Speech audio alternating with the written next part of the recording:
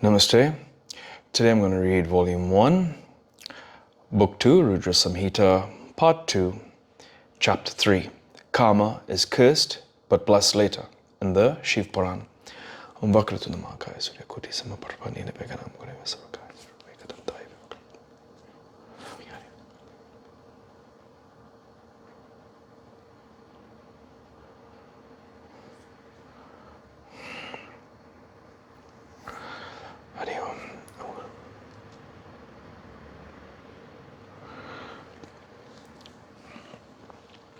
Brahma said, then those sages, my sons Marichi and others who understood my view, gave him suitable names.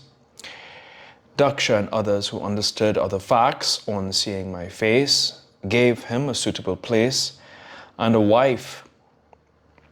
The Brahmins, Marichi and others, my sons, decided on suitable names for the being and said thus, the sages said, since at your nativity itself you have begun to torment and bedevil our minds, and that of Brahma too, you will be famous in the world as Manmata. You will be able to assume any form you wish. Hence, O mind-born God, you will be known as Karma too. There is no one equal to you. Causing elation in others, you will be known as Madana. Since you were haughty, even as you were born, you will be Darpaka, and your name, Kandarpa, will also become popular in the world. The collective power of all the devas will not be equal to yours. Therefore, you will have any station as yours, and you will be omnipresent too. Daksha here, the first Prajapati, will give you a suitable wife, O best of men, as you please. This girl of handsome features, born of Brahma's mind, shall become famous in the world as Sandhya. She will be born when Brahma was deeply Since she was born when Brahma was deeply contemplating, the woman of lovely features will be famous as Sandhya. She will be as lustrous as the jasmine flower. Brahma said, taking his 5 flower arrows, Kama decided on his future course, remaining invincible in form. His 5 arrows are respectively Harsana, delighting, Urokana, appealing, Mohana, deluding, Sosana, withering, and Marana, killing. Even sages could be deluded and tormented by them. Kama thought like this, I shall make a beginning of my career as assigned by Brahma himself as my eternal task, here itself in the presence of the sages and Brahma. All the sages and Brahma are present here. They shall witness my resolution and performance.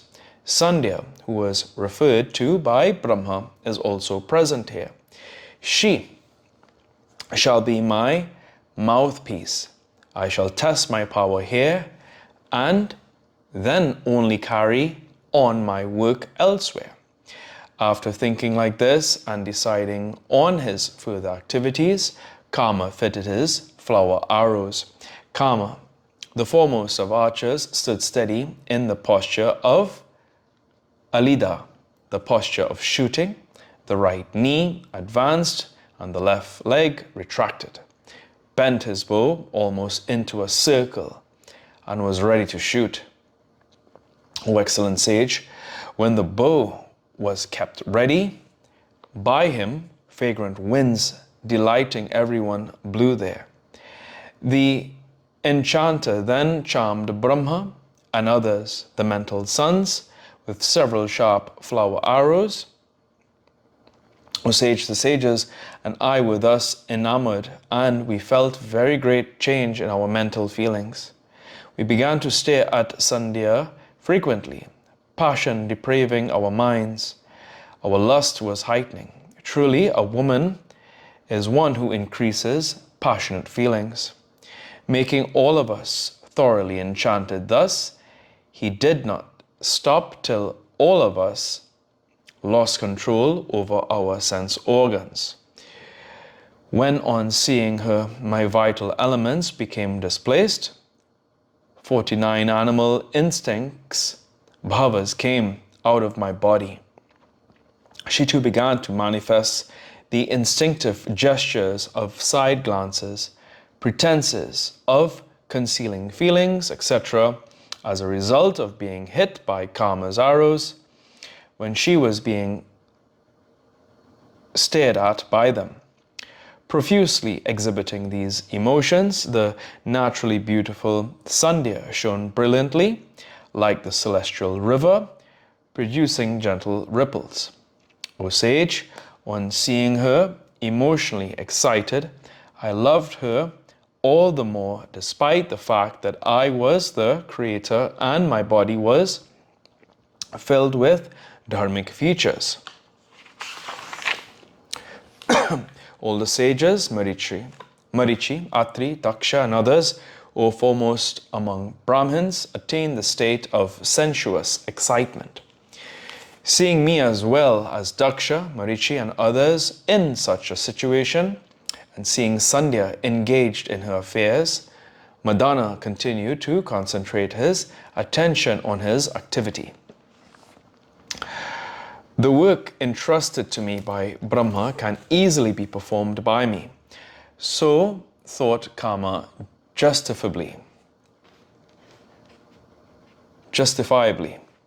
On seeing the sinful proclivities of his brothers and father, Dharma remembered Lord Shiva, the Lord Protector of virtue. Mentally meditating on Shiva, the protector of virtue, Dharma, the son of Brahma, eulogized Shiva with different prayers in his state of sorrow. Dharma said, O Mahadeva, Lord of Devas, protector of virtues, obeisance be to thee. O Shiva, thou alone art the author of creation, sustenance, and dissolution. By virtue of three gunas, rajas, sattva, and tamas, thou assumest the form of Brahma at the time of creation, that of Vishnu at the time of sustenance, and that of Rudra at the time of dissolution. Yet, O Lord, thou art devoid of attributes. Thou art Shiva, free from the influence of the three gunas, the fourth being. Thou art beyond Prakriti. Thou art expert in various divine sports, yet without attributes and free from deformities and decay. Great Lord, save me from this impassable ocean of sin. My father and my brothers are now sinfully inclined towards me. Brahma said, thus eulogized by Dharma, the great Lord, self-born Shiva came there immediately in order to protect Dharma. Stationed in the ether, Shiva saw me, Brahman, Daksha, and others in such a mental state, and so laughed mockingly. O best of sages, in the midst of his intermittent laughter, making all blush with shame, the full emblemed deity spoke these consoling words. Shiva said, Alas, O Brahma, how is it that you were overwhelmed with lustful feelings on seeing your own daughter? This is highly improper for those who walk on the line of the Vedas. Sister, brother's wife, and daughter are like one's mother. A sensible man shall never look at them with a reprehensible vision. The conclusion of the path of the Vedas is present in your mouth. O Brahma, how is it that you forgot that under the influence of momentary passion? How did you forget that under the influence of momentary passion? O four-faced deity Brahma, your mind shall always remain alert in fortitude. How did you undo it for the sake of dalliance in love? How is it that your mental sons Daksha, Marichi, and others who practice yoga in isolation, and see,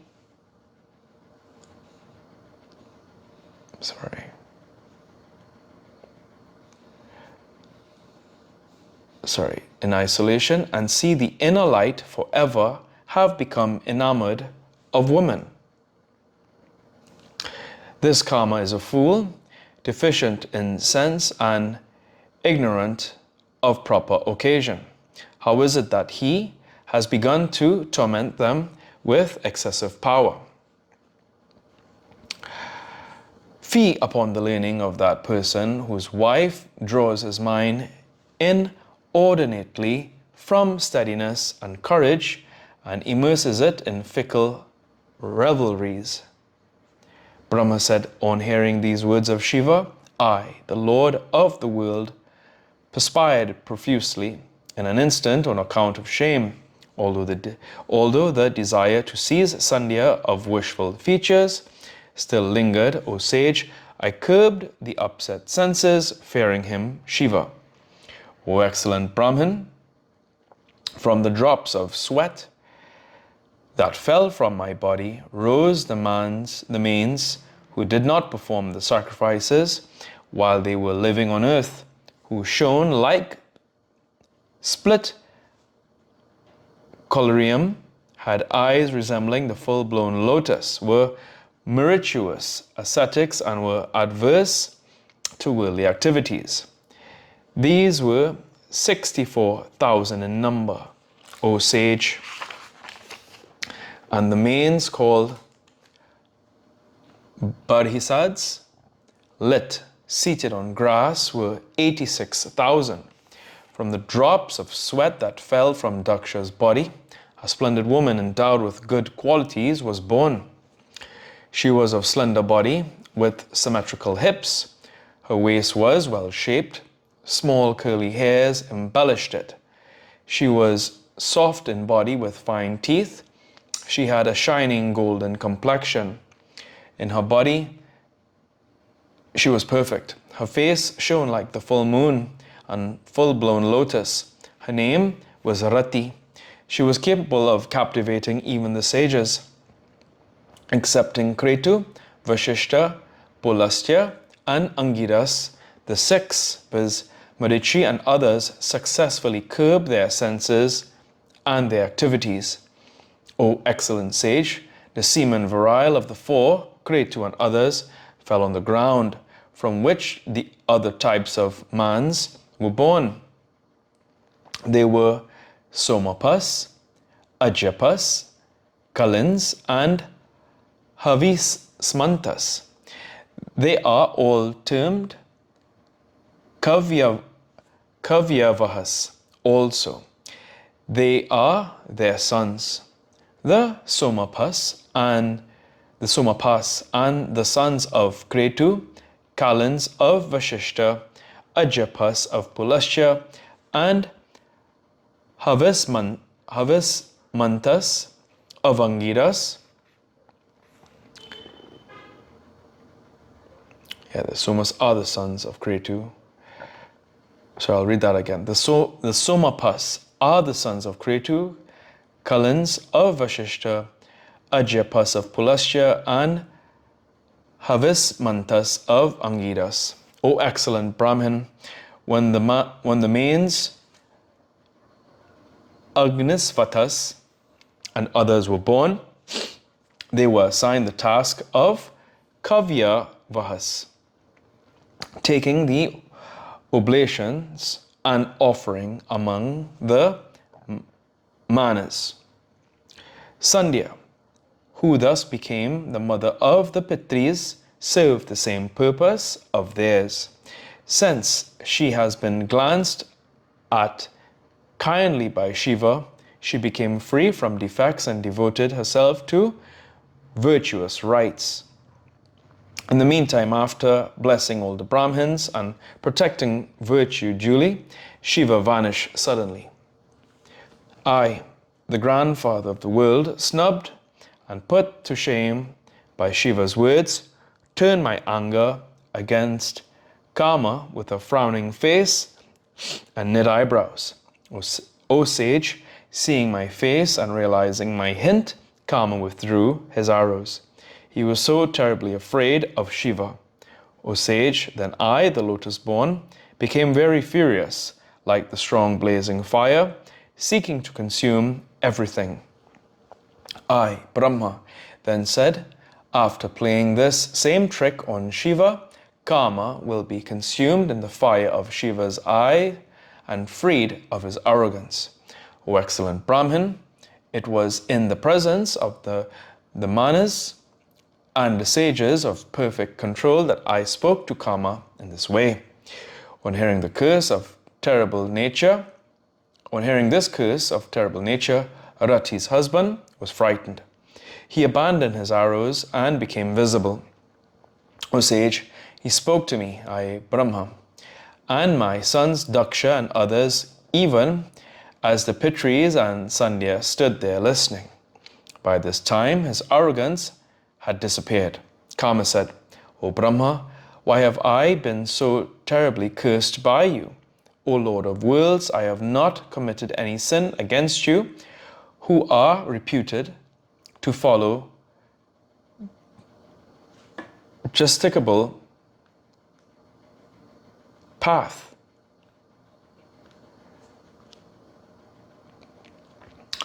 O Brahma, you have assigned me my task. I have only carried it out. Hence this curse is not proper. I have not done anything else. You had said all of us, I, Vishnu and Shiva, are targets of your arrows. I only tested your statement. I am not guilty in this respect, O Brahma. I, being innocent, this conditional curse, O Lord of universe, is very terrible. On hearing his words, I, Brahma, the Lord of the universe, replied to Madana, who had controlled himself, trying to suppress him further. Brahma said, I cursed you because you have aimed at us, this Sandhya, who is my daughter, and me, her father. But now I am free from anger. In this state, I tell you, O Kama, do not be under any suspicion. Listen, cast off your fear, be happy. O Kama, he will reduce you to ashes in the fire of his eye, but he will give you another similar body afterwards. When Shiva takes to a wife, he himself will get you another body. After speaking thus to Kama, I, the grandfather of the world, vanished from there, even as the sages, my mental sons, were watching. On hearing these words of mine, Kama and the mental sons of mine became happy and returned quickly to their abodes. Let's look for any footnotes.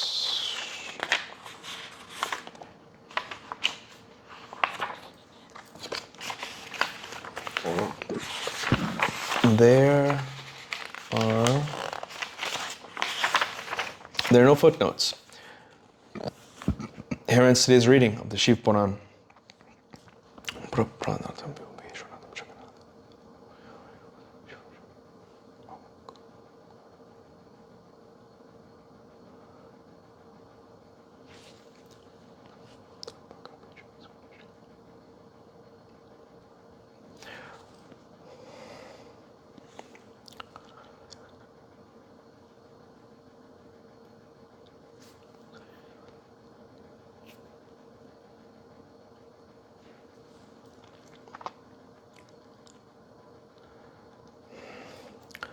Om Tvaya Mata Chapita Tvaya Tvaya Bandhuscha Jasaka Tvaya Tvaya Vidya Dravinang Tvaya Tvaya Sarvam Mama Deva Deva Om Shanti. Om Hari Om Tat Sat.